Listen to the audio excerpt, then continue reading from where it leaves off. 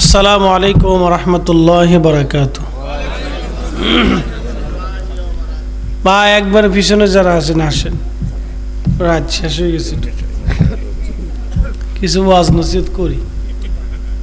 আর এই রাত্রে কি করবো কর, মুরব্বীরা বসে রয়েছে, আমরা বসেতেই কিছু কথাবার্তা কই। আসেন বাজি বসে পড়েন, যারা দোকানে আছেন চাটা খাই আসেন, বিড়ি দুটো টান দিয়ে আসেন। আর কি কইতাম, অনেকে বিড়ি না খেলে বলে শরীর হিট হয় না। যারা ঘুমাই গেছে তো এরা তো সব আর সাজিবের নিচে চলে গেছে।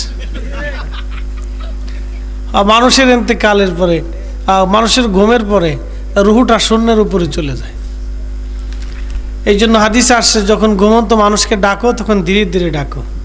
হঠাৎ করে যদি ডাক দেন এই সলিমত এই, তো দেখবেন যে সলিমত দিয়ে একবার শিক্ষের বিদ্যে ধরছে। হ্যাঁ, এরকম এরকম করবো। তার মানে ওই রুহুটা তার শরীরে আসতে সময় লাগে। সুবহানাল্লাহ কি বাজ্যা কবেন? আবার তো নাই না, এর লেগে তো পাবলিকও গেছে। পাবলিকের চিন্তা হলো সিডনি নাই হইতে বসে লাভ নেই, জায়গায় যা পাবো নগতি নিলাম। কত সুবিধা হয়েছে এখন পাবলিকের। চালাক, দেশে চালাকে চালাকি বইরে গেছে, বক্তারা চালাক। বেতন দিব না, অজু ছাড়া নামাজ পড়া লাইছি, যা করে খোদা। গেছি রাজবাড়ি ওয়াজ করতে, মাঝে মধ্যে কই গল্পটা, যদি কইছি এরপরে শুনে। এই শীতের মধ্যে ওয়াজ করতে গেছি, প্রচন্ড কুয়াশা। কালকে কুয়াশা পড়ছে না অনেক, আজকে কুয়াশা নাই। কালকে কুয়াশা, অনেক গাড়ি অ্যাক্সিডেন্ট করছে। কালকে শেরপুর মাহফিল করছে একটা টাঙ্গাইল, হেঁটে করে 12:30 যায় ধরছি শেরপুরে। তো অধিকার মানুষ তো সারা রাত বেরো আসছে না, যাই হাজার হাজার লোক বসে রয়েছে। টিয়ার ঈশ্বরের মানুষ চিন্তা করছে, ফরিদি সাহেব তো আমরা বাড়ির মানুষ হয়ে গেছে গা, একটু বাড়ির মুরগা ডাল বরাবর বারবার আইতে আইতে বাড়ির মুরগা হয়ে গেছে গা। যাই হোক, এই প্রচন্ড কুয়াশা, ঠান্ডা, ওয়াজ শেষ করার পরে মুসল্লি খারাকা হুজুর একটা প্রশ্ন আছে। কি প্রশ্ন? আমাকে মুয়াজ্জিন খাতার ভিতরে হইয়া হইয়া ফজর আজান দিছে, নামাজ আজান কি হইব? তা আমি তো কই বারে, এই নামাজের তো কাজা আছে, কিন্তু আজানের কাজা তো কোনো কিতাবে পড়ছি না। তো হুজুর মাসলা দিয়ে যান। মুয়াজ্জিনকে হুজুর কি করবো কন, একটা মুসল্লি ফজর রক্তে শীতের ডরে মসজিদে আসে না। তা আমিও মাইকটা খেতার নিচে নিয়ে, র্যাপের নিচে নিয়ে আমি শুয়ে থাকতাম। টাইম আসলে আমি ওই খেতার ভিতরে শুয়ে আজান দিছি। 10 দিন সরের, একদিন গেরাস্তের, তো একজনের ঘুম ভাঙিয়েছে। ঘুম ভাঙার পরে চিন্তা করছে, যা করে খোদা আজকে আল্লাহ বিল্লাহ করিয়ে আসি। তো মসজিদে খাতা কম্বল মুড়া দিয়ে যাই, বুড়া মানুষ কাঁপতে কাঁপতে যাই দেয়, আজান হয় কিন্তু হুজুর নাই। কি রে, হুজুর কই গেছে? আর বালা করে ফুটা দিয়ে চাহে দেয়, হুজুর খেতার ভিতরে শুয়ে মেরে দিচ্ছে, যা করে খোদা। আমি কি এই কামটা মারা আপনি জীবনে এগুলো করেন না? কিন্তু খারাপ লাগতেছে? কারা কারা যাবেন হাত উঁচা করেন তো। যাবেন না তো? আচ্ছা, তাহলে জোরে বলি তো আল্লাহু আকবার। আচ্ছা, আপনারা কোন ইসলাম আছে? ইসলাম থাকবে, জোরে বলেন। সুন্নিয়ত আছে, সুন্নিয়ত থাকবে, এটা বন্ধ করার ক্ষমতা কারো নেই। আজকে এই ভূমিকার টুমিকার গেলাম টেলাম না, শুধু এই দুনিয়ার নাম গাইতে গাইতে আধা ঘন্টা শেষ। আর নাম টাম গাইতে টাইতাম না। সভাপতি সাহেব জনাব আব্দুল মতিন বাচ্চু সাহেব আসেনি তো কি হইল? তো এর নাম কইলা হইল কি? জনাব মোহাম্মদ নান্নু মুন্সি সাহেব আছে, জনাব মোহাম্মদ ফয়েজউদ্দিন সাহেব আছে, নূর মিয়া সাহেব, মোহাম্মদ বাবু মিয়া সাহেব, জনাব সুরুজ মিয়া সাহেব, সকল মুরব্বী, ওলামা ইকরাম, যুবক ভাইরা, আমার মোহাব্বতের মানুষ যারা বসে রয়েছেন, তাবারক সারাই। আগামীতে আমি কইছিলাম ইমাম সাহেব যে একটু ব্যবস্থা করেন, নাইলে পরে একটু খিচুড়ি জ্বালাইয়া গরুর ওই চর্বি আইন না একটু গোটা মোটা দিলে গিরান করলেও পাবলিক বুঝে না গরুর গিরান করতেছে। আমি হেডেও কইছিলাম যে যদি একটু চাইল ডালে জ্বালাইতে পারেন, মাঝে মধ্যে ফাতিলে খালি জোরে জোরে বাড়ি দিলে ধুমধাম ধুমধাম ধুমধাম। এটা হলে এক কথা ছিল যে না চলতেছে, ব্যবস্থা আছে, ব্যবস্থা আছে। একসাথে সবাই জোরে বলি তো আল্লাহু আকবার, আল্লাহু আকবার ওয়ালিল্লাহিল হামদু বিসমিল্লাহির রাহমানির রাহিম। আল্লাহু আকবার।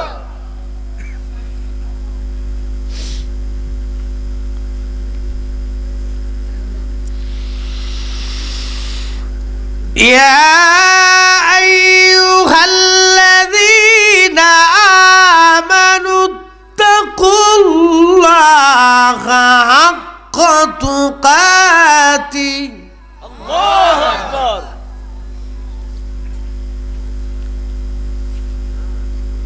صدق الله المولانا العظيم।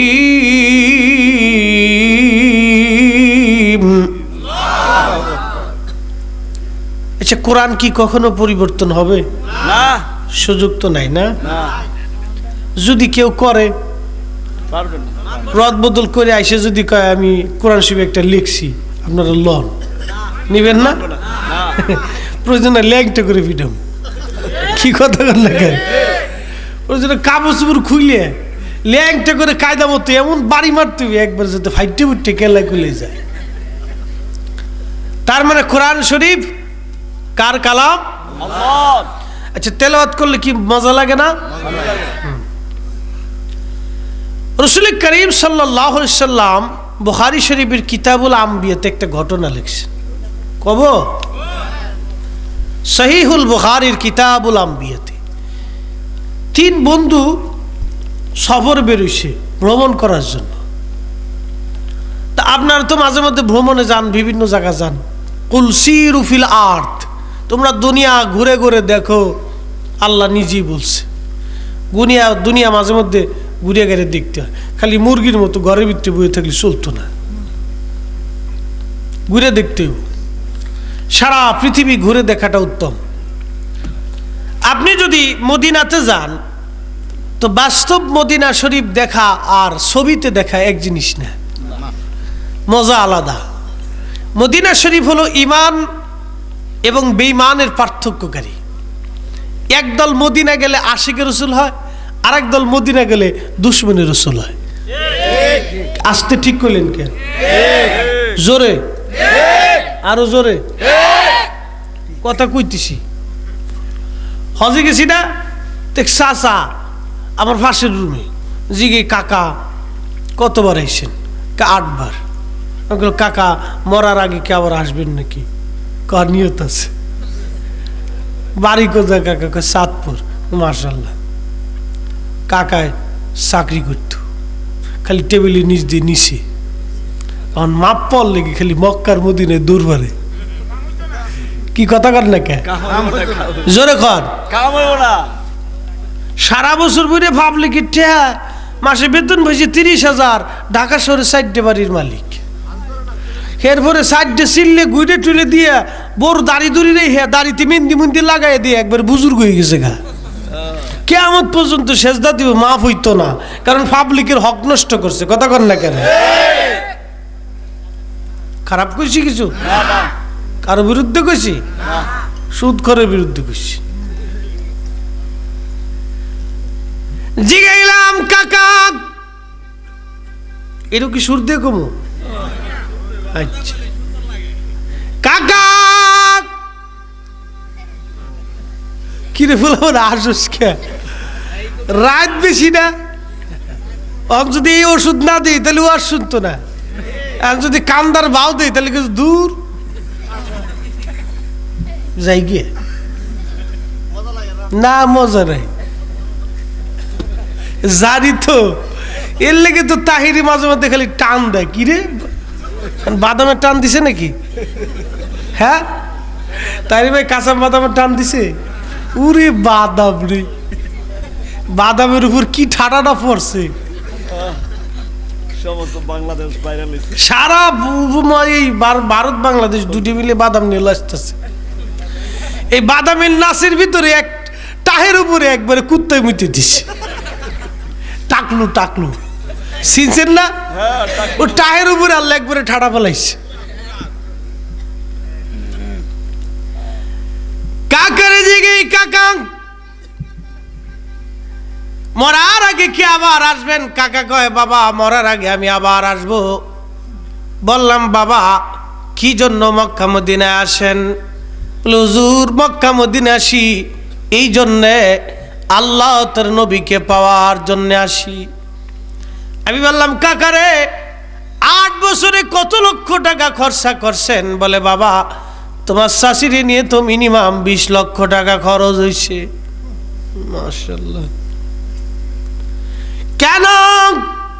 আল্লাহ তার নবীকে পাওয়ার জন্য বারে বারে মক্কা মদিনায় প্রত্যেকবার হজ ওমরা করার জন্য আসি। আমি বললাম বাবারে বাড়ির পাশে সদর হসপিটালে কত মা টাকার অভাবে সন্তান চিকিৎসা করাইতে পারে না, কত সন্তান আছে বাবা মায়ের চিকিৎসা করাইতে পারে না টাকার অভাবে। আমি বললাম বাবারে এই 8 বার মক্কা মদিনায় এসে 20 লক্ষ টাকা খরচা না করে হজ তো ফরজ একবার বাবা, একবারের পর আবার একবারের পরে আবার 3 বার আসতেন। বাকি টাকা দিয়ে যদি ওই সদর হসপিটালগুলিতে ঘুরে ঘুরে গরিব মানুষের ওষুধ কিনে দিতেন আর চিকিৎসা করতেন বাবা, মক্কা মদিনায় ক্ষুধা তালাশ করতো না, মক্কা মদিনায় নবী খোঁজা লাগতো না, আল্লাহ এবং নবী ঘরের ভিতর থেকে পেয়ে যাইতে। কত খারাপ খুশি না? কাকা কয় হুজুর আমার তুই বুদ্ধি কেউ দিচ্ছে না।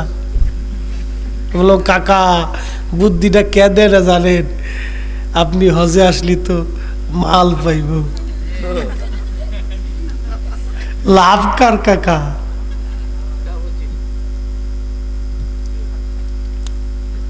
উচিত কথা হয় বেজার। ওরে বন্ধু পৃথিবী বিখ্যাত একজন আল্লাহর ওলি ছিলেন, তার নাম হযরত আব্দুল্লাহ ইবনে মুবারক রাহমাতুল্লাহি আলাইহি। হজ করার জন্য মদিনাতুল মুনাওয়ারা মক্কাতুল মুকাররমার দিকে রওনা হয়ে গেলেন। সুদূর মিশর, পৃথিবীর এমন কোন কিতাব নাই যে কিতাবের মধ্যে ওনার নাম না লেখা আছে। আব্দুল্লাহ ইবনে মুবারক ফিকহের কিতাব, তাফসীরের কিতাব, এমন কোন কিতাব নাই যে কিতাবে ওনার নাম না আছে। এত বড় আলেম ছিলেন। সুদূর মিশর থেকে রওনা করছে, যেতে যেতে তিনি বহুদূর পথ অতিক্রম করার পরে এক কারিয়ার মধ্যে, এক গ্রামের মধ্যে তিনি গেলেন। খাদেমকে বললেন বাবারে এইখানে তুমি বিশ্রামের জন্য তাঁবু গাড়ো, সকালবেলা ফজরের নামাজ পড়ে আবার আমরা রওনা করব। সারা রাত্র বিশ্রাম করে তাহাজ্জুদের নামাজ পড়ে আব্দুল্লাহ ইবনে মুবারক ফজরের নামাজ পড়ে তাসবিহ তাহলিল করতেছিলেন। এমন সময় দেখা রে একটা নারী, কিন্তু চেহারার মধ্যে যৌবনের কোনো ছাপ নাই, চামড়ার সঙ্গে হাড্ডিগুলি মিশে গেছে। দেখেন মুসলমানদের কি কষ্ট ছিল ভাই। অহন তো মাহফিলে খিচুড়ি না দিলে পাবলিক আসে না। কি কথা কর না কেন?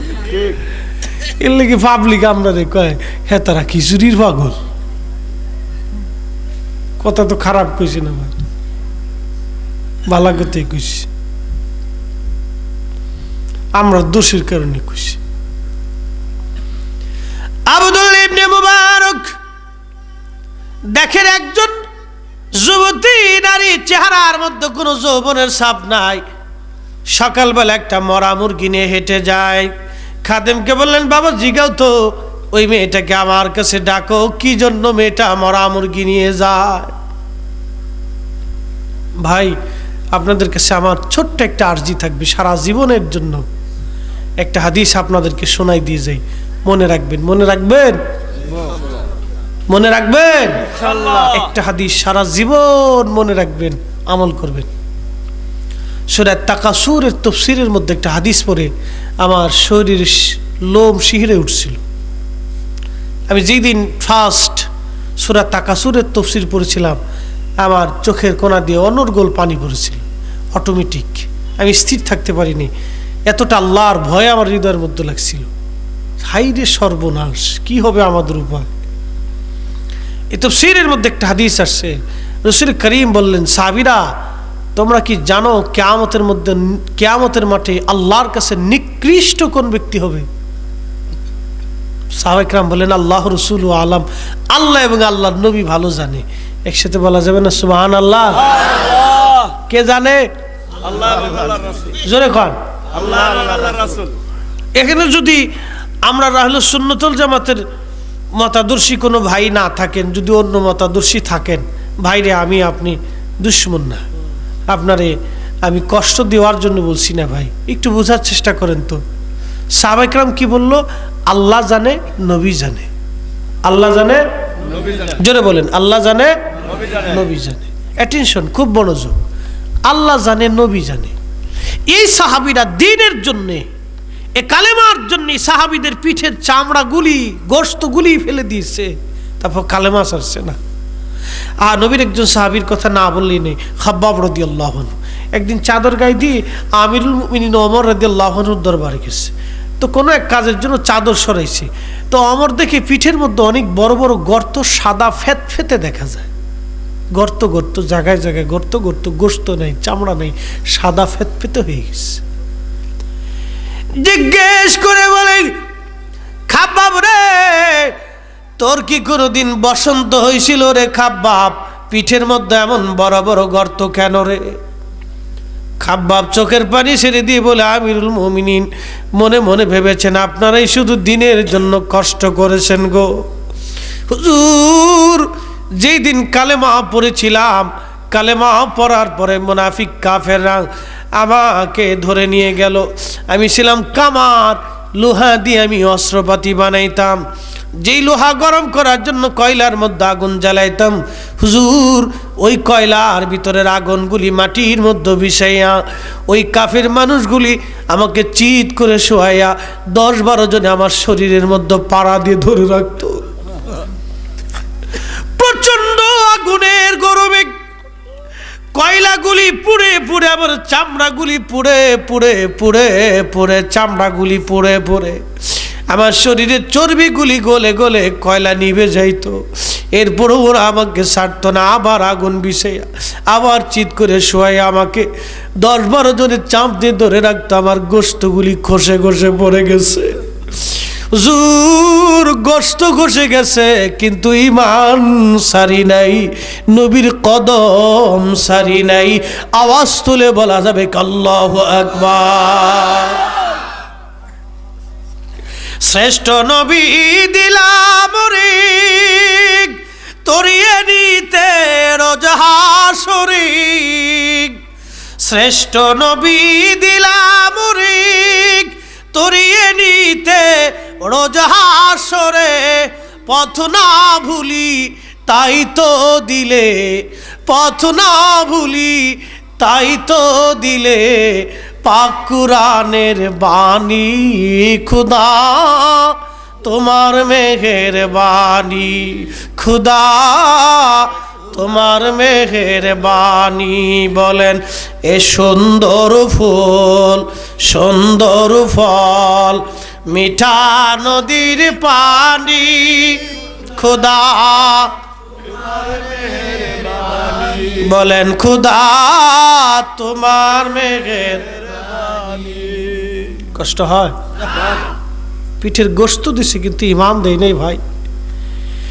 এই সাহাবীরা বলে, আল্লাহু রাসূলুহু আলাম, আল্লাহ জানে, নবী জানে, আল্লাহ জানে, নবী জানে, আল্লাহ জানে, নবী জানে। কিন্তু আমরা যখন বলি নবী জানে, আমার একদল ভাইরা কয় শিরিক,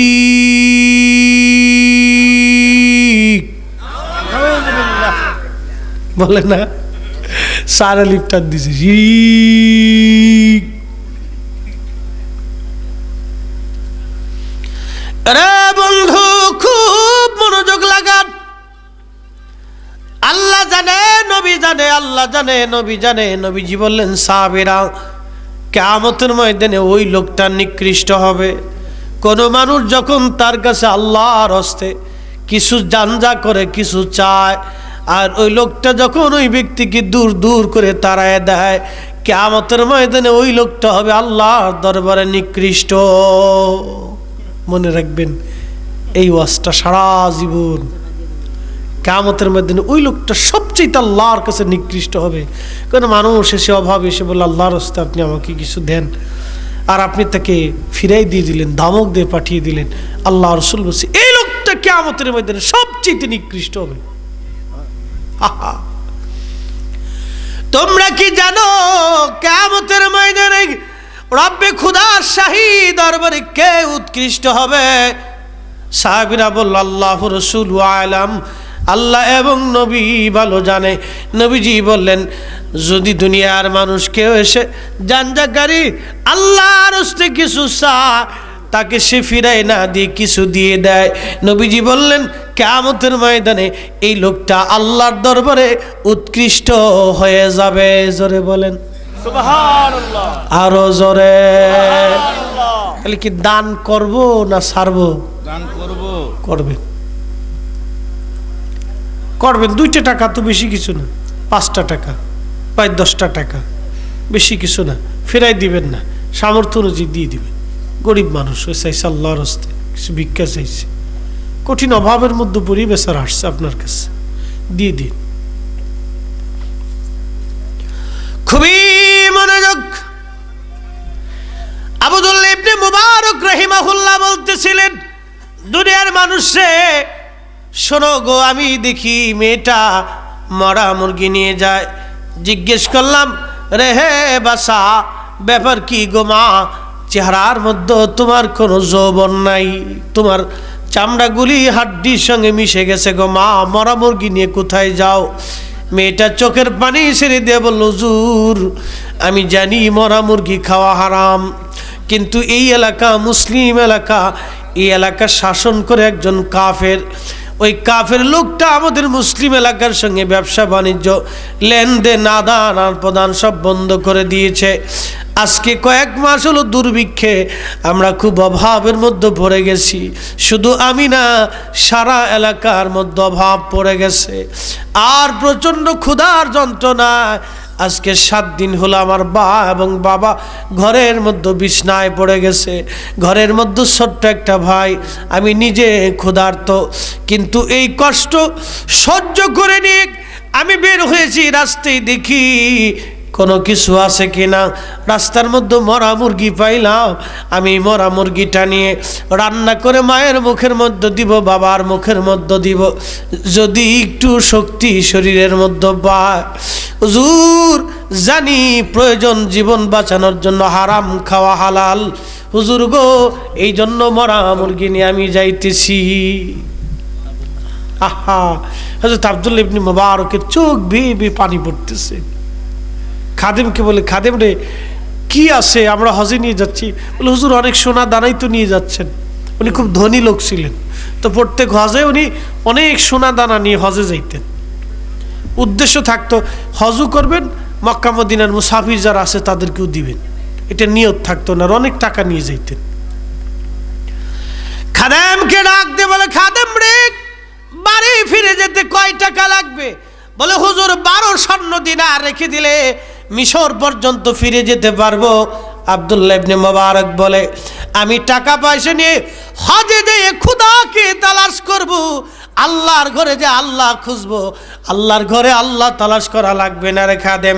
টাকা পয়সা কালকে সকাল, আজকে সকালবেলা সারা গ্রামের মানুষ ডাক দাও, প্রত্যেকটা মুসলমানের ঘরে টাকা পয়সা দিয়ে চলে যাব।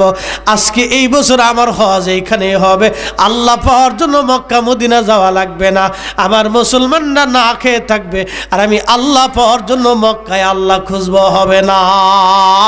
আওয়াজ তুলে বলা যাবে কি আল্লাহু আকবার।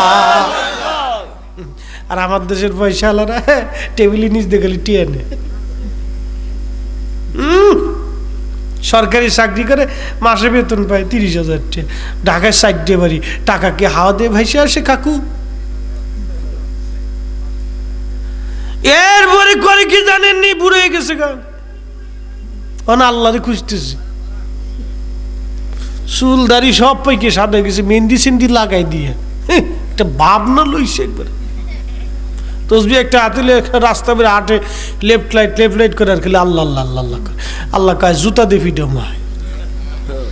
সারা বছর পরে 18 কোটি মানুষের হক মেরে খেয়েছিস তুই, কি কথা কর না কেন? কত কোটি? 18 কোটি মানুষের হক মেরে খেয়েছ। আমার ক্লাসমেট ছিল আলিমি যখন পড়তাম, ওর মামা custom officer, running custom officer, দেখ বুঝিনি তুই পয়সা বেশি। আপনি কি করবেন? না বাংলাদেশের হসপিটালগুলিতে যা অবস্থা হয়েছে ভাই, একটা নার্সও এই একটা মরা রোগী মুমূর্ষু, এদের ডাক্তার দিতে 100 টাকা দেন, ওরে ডাকাত কল্পনা করতে পারবেন? বাংলাদেশের সবচেয়ে বড় ডাকাত, কি কথা কর না কেন? মানুষ মরে যাইতেছে অসুস্থতায়, ও টাকার 100 টাকা দেন।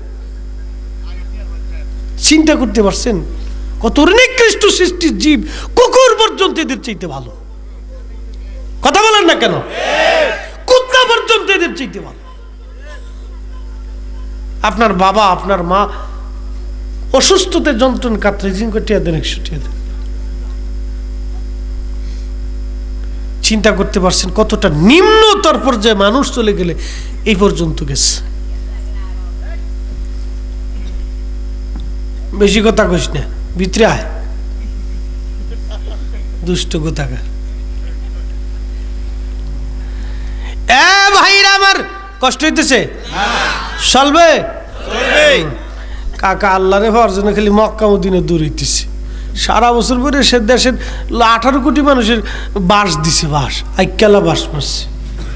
তো মামুর কথা বলতেছিলাম, ক্লাসমেট গেছে মামু বাড়ি, দোস্ত আমার কয়, দোস্ত গেছি মামু বাড়ি। মামু বাগনের ব্যাপার না, খুব মহব্বত তো, বুঝছেন না?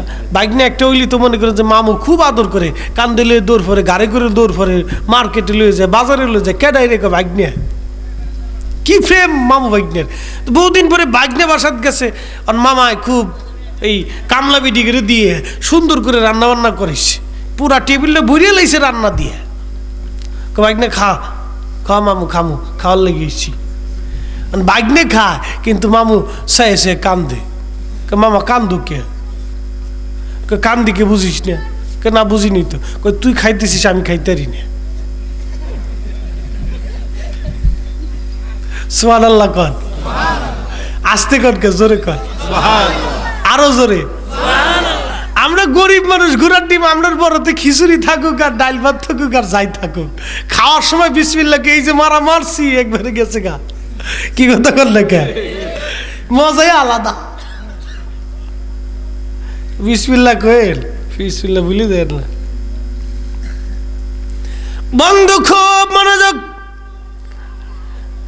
মামু কান্দু কি জন্য কে বুঝিস? তুই খাস আর আমি চাই রইছি, অসুবিধা কি?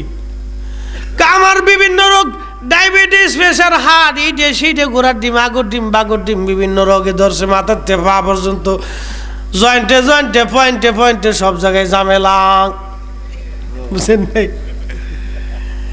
মামু ডাক দেখে বাকি না রে, তুই বিভিন্ন তরকারি দিয়ে খাস আর আমি কচু দিয়ে খাই। কে মামু রে, টেবিলে নিজ দিয়ে টাকা নিয়ে তো ঢাকা শহরে সাইডে বাড়ি করছো। মামু এত টাকা করলা, দুনিয়াতে খাওয়ার সুযোগ নাই, কবরে যাওয়ার যাই খাওয়ার সুযোগ নাই। কথা বললে হ্যাঁ মামু আর কথা কে না মামু, মামু মাথা নিচে করে দিয়েছে। 18 কোটি মানুষের মামলা ভাই। একটা ঘটনা শোনাই তো, 3 বন্ধু সফরে যাইতেছে, মনে আসেনি আপনাদের? 3 বন্ধু যাইতেছে সফরে, পাহাড়ি রাস্তা দিয়ে যাওয়ার সময়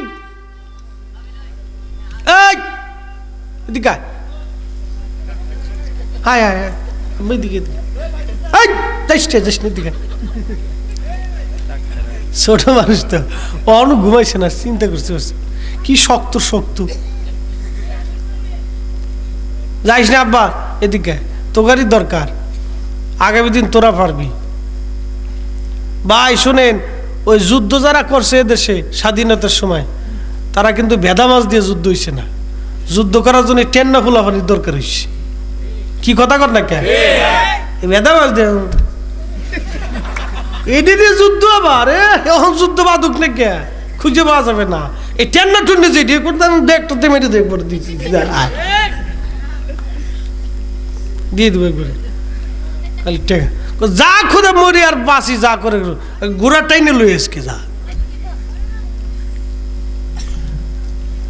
ওরা একটি ফুলকে বাঁচাবো বলে মোরা একটি ফুলকে বাঁচাবো বলে যুদ্ধ করি মোরা একটি মুখের হাসির জন্য অস্ত্র ধরি মোরা একটি ফুলকে বাঁচাবো বলে যুদ্ধ করি তিন বন্ধু সাগরে পাহাড়ি রাস্তা প্রচন্ড তুফান শুরু হয়েছে প্রচন্ড বৃষ্টি আপনারা জানেন পাহাড়ি বৃষ্টিগুলি খুব ভয়ানক বৃষ্টি পুরা পাহাড় থেকে পানিগুলি যখন নেমে আসে প্রচন্ড স্রোতের মধ্যে পাথর পর্যন্ত ভাসায় নিয়ে চলে যায় তো বিরাট একটা পাথর পাহাড়ের উপর থেকে গড়ায় গড়ায় পড়ে তিন বন্ধু পাহাড়ের একটা গুহার ভিতরে যে আশ্রয় নিল গুহার মধ্যে যখন আশ্রয় নিছে বিরাট বড় একটা পাথর গড়িয়ে গড়িয়ে এসে গুহার সামনে এসে গুহার মুখ আটকায় দিছে তিন বন্ধু গুহার মধ্যে পড়ে হন কান দেখো আল্লাহ কি হইল এই যে তিনজনে ধাক্কা কিন্তু পাথর তো লড়ে না কেমনে বের হবে তিনজন বসে বসে কান্দে একজন ডাক দেখে বন্ধুরে কানলে তো বের হওয়া যাবে না আমরা এখানে মরে থাকলে পৃথিবীর কেউ জানবে না আমরা এখানে মরে আছি তবে বন্ধু আজকে আমার আল্লাহ মালিক ছাড়া আর কেউ আপন নাই বন্ধুরে যদি বাঁচতে চাও তোমরা কে কোন নেক আমল করছো ওই নেক আমল দিয়ে আল্লাহর দরবারে হাত বাড়ায় দাও তো একজন বন্ধু হাত বাড়ায় আল্লাহ আমার জীবনে কোনো নেক আমল নাই আমি জীবনে একটা নেক আমল করছি আল্লাহ আল্লাহ একটা আমল আমি করছি জীবনে আমার বাড়িতে একজন দিনমজুর কাজ করত সারাদিন কাজের বিনিময়ে 1 কেজি গম আমি তারে দিতাম আল্লাহ 1 কেজি গম নিয়ে আমার দিনমজুর বাড়ি চলে যাইতো গরব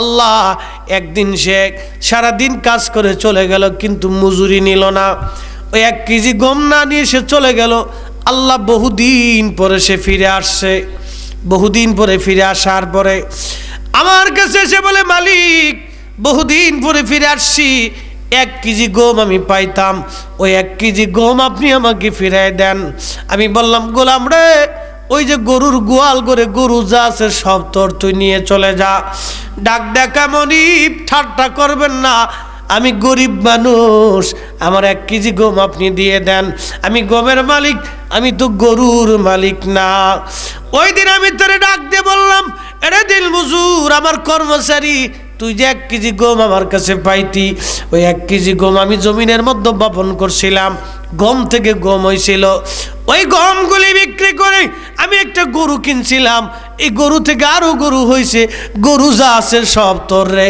ওই গরুর মালিক আমি না গরুর মালিক তুমি তোমার গরু নিয়ে চলে যাও সুবহানাল্লাহ কবেন না এরকম মুসলমান বাংলাদেশে আছে না আছে খুব কম থোড়া থোড়া ঠিক না আরে মসজিদে জুতা চুরিয়ে জায়গা মসজিদে কইলা আছে মাহফিলের দেয় জায়গা আমি আমার ফরিদপুরে ফরিদপুরে গেছি মাহফিল করার জন্য নতুন এক জোড়া জুতা লয়ে গেছি হারে সর্বনাশ কি সুন্দর ওয়াজ করলাম কাইন থেকে একটু দোয়া খাই করে নেমে দিও মা জুতা নেই আমি কই ভাই তোকে আল্লাহর দোহাই লাগে আমার জুতা জোড়া দিয়ে যা ও কি আর দোহাই টোহাই মানে ওই যে জুতা গেছে সে প্লাস্টিকের স্যান্ডেল ফাই দিয়েছি এই হলো চোরের চিন্তা করছেন মসজিদে জুতা চুরি হয় এখনো জুতা চুরি হয় এখনো জুতা চুরি হয় মসজিদের মধ্যে জুতার নিরাপত্তা নাই তো চিন্তা করেন কত বড় ডাকাত ওখান মসজিদে আবার ইমান চোরও ঢুকছে কি কথা কর না কে কি চোর ইমান চোরও ঢুকছে আছে না আছে একদল আছেন এরকম আছে এমন ভাব লইছে যে বুজুর্গ এইভাবে নামাজ পড়ে এমন ফাট লইছে যে বুজুর্গ এ দলের আকীদা কি জানেন? এরকম নবী মানুষ ছিলেন, এই জন্য ভুল করতেন। আসতে কইলেন কে? মুরাদ টাকলার টাহের উপরে ঠাডা পড়ছে না? 11 টাহের উপর ঠাডা পড়লো। হ্যাঁ, কথা কর না কেন? ইসলাম এমন একটা জীবন বিধান, আল্লাহ রাব্বুল আলামিন এই দ্বীনের সাথে যে বেঈমানি করেছে, আল্লাহ তাকে দুনিয়াতে অপমান করেছে, ঠিক আল্লাহ রাসূলের ইজ্জতের চাদর ধরে যে টান দিয়েছে, খোদার কসম দুনিয়ার জগৎ থেকে সে অপমান হবেই। কথা বলেন ঠিক না বেটা? ইতিহাসে বহুত নজদিদের মধ্যে আমরা দেখছি। আমরা তো খালি টাকলা দেখতেছি, টাকলার আগে আরো কত টাকলা গেছে, এরকম দাড়িওয়ালা টাকলা আসিল, বেডিলিয়ে ধরা পড়ছে। কি কথা কর না কে? টাকলা কি একটাই? আরো টাকলো আসিল। খালি এক টাকলার দোষ দিয়ে লাভ কি? হ্যাঁ, নিয়ে আসেন।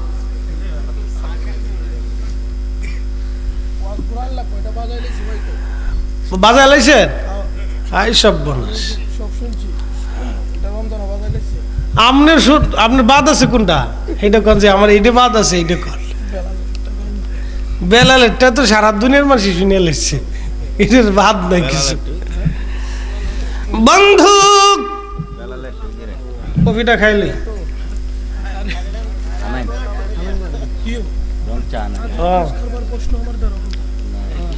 খুবই মনোযোগ। কি বুঝলেন তাহলে আপনি? বুঝার ভিতরে আমাদের জন্য দায়িত্ব হলো পৃথিবীর জমিনে আমরা যতদিন পর্যন্ত জিন্দা থাকব, আমরা মানুষের আমানতগুলি যেন রক্ষা করি। আল্লাহ তৌফিক দিক। সবাই জোরে বলেন আমেন। বন্ধুরে, এজন্য আমরা যতই বুজুর্গি করি না কেন, বান্দার হক নষ্ট করা পর্যন্ত, বান্দার হক নষ্ট করলে বাবা আল্লাহ রাব্বুল আলামিন বান্দাকে ছেড়ে দেবে না। বান্দা মাফ না করা পর্যন্ত আল্লাহ মাফ করবে না। প্রিয় বন্ধুগণ, এই জন্য 18 কোটি মানুষের দায়িত্ব আল্লাহ রাব্বুল আলামিন যাদের মাথার উপরে দিয়েছেন, যদি তারা আমানতের খেয়ানত করে তাহলে তাদের জিন্দেগি বরবাদ হবে। একটা ঘটনা না বললেই নয়, খলিফাতুল মুসলিমিন হযরত ওমর রাদিয়াল্লাহু আনহুর জীবনের একটা ঘটনা শোনাবো। খলিফার ইন্তেকালের আগে ছেলে আব্দুল্লাহ ইবনে ওমর রাদিয়াল্লাহু আনহু আব্দুল্লাহ ডেকে বলে, আব্বাজান আপনি তো মারা যাবেন, কিন্তু মারা যাওয়ার আগে আব্বাজান আপনি বলে দিয়ে যান আপনার ইন্তেকালের কতদিন পরে আপনি আমার সঙ্গে দিদার দিবেন। স্বপ্নে এসে আপনি আপনার ভালো মন্দের কথা বলে দিয়ে যাবেন। সূরা বলা যাবে না সুবহানাল্লাহ? কি ওলিরা স্বপ্ন দেখাইতে পারে না? পারে। খুব মনোযোগ। তা আব্দুল্লাহ ইবনে ওমর বলতেছে, আব্বাজান আপনি যে ইন্তেকাল করবেন, তো ইন্তেকালের কতদিন পরে আপনি আমার স্বপ্ন দেখে আপনার হালত বলবেন, একটু বলেন তো।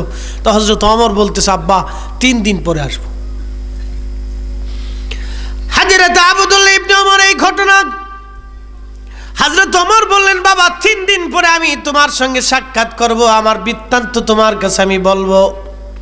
হযরত ওমর রাদিয়াল্লাহু আনহু ইন্তেকাল হয়ে গেল, 3 দিন পার হলো। 3 দিন চলে গেলে, 1 সপ্তাহ গেল, 1 মাস গেল, 3 মাস গেল, 6 মাস গেল, কিন্তু আব্বা ওমর রাদিয়াল্লাহু আনহু দেখা দেয় না। খুব পেরেশানির মধ্যে পড়ে গেলেন। 6 মাস পরে একদিন স্বপ্ন দেখলেন, আব্বা হযরত ওমর আসলেন। পিতা ওমর এসে বলতেছে, আব্বা আব্দুল্লাহ তুমি কেমন আছো? বলে, আব্বা জান আমি তো ভালো আছি, কিন্তু আপনার না 3 দিন পরে স্বপ্নে কথা বলার কথা, আজকে আপনি 6 মাস হয়ে গেল, এত দেরি করলেন কারণ কি গো আব্বা জান? হযরত ওমর দিকে বলে, বাবারে সারা পৃথিবীর বাদশা ছিলাম আমি, আল্লাহ রাব্বুল আলামিন মুসলিম মিল্লাতের দায়িত্ব আমার মাথার উপরে দিয়েছিলেন। বাবা এত কঠিন দায়িত্ব আমি পালন করেছি গো আব্বা জান। আল্লাহ আমার পুরা মুলকিয়াত, পুরা খেলাফতের আল্লাহ হিসাব আমার কাছে চাওয়ার পর আমি হিসাব দিয়ে দিছি, কিন্তু একটা হিসাব আমি দিতে পারি নাই আব্বা। কোন হিসাব বাবা বলো? ওই যে আমি আমার এলাকার ভিতরে একটা ব্রিজ ছিল, ছোট্ট কালভার্ট, কাঠের ব্রিজ বানানো ছিল। এই ব্রিজের উপর দেয়া প্রত্যেক দিন একজন বৃদ্ধ তিনি ছাগলের পাল নিয়ে যাইতেন মাঠে চড়ার জন্য, কিন্তু ব্রিজের কাঠের এক কোণা